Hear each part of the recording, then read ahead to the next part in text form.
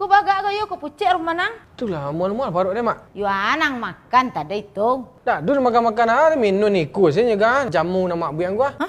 Dah gara-gara jamu dapat dah mak tadi dia yo. Hah? Tu jamu dapat tu Mak ada angkat. Indak, pada mu bazir tu mak bawa pulang. Kini nak tu dia yo. Lawak cek ke balai pom puyu kumbu dia yo. Aman indaknya jamu ko yo.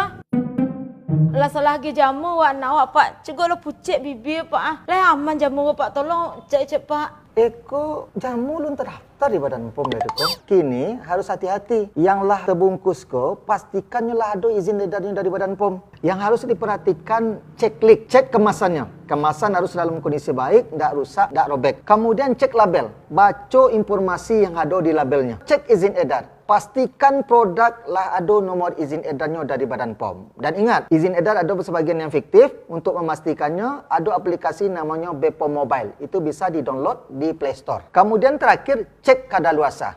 Pastikan produk tidak melewati batas tanggal kadaluarsa. Bisik menjalang balik jamu, you wak cek mana namanya pak.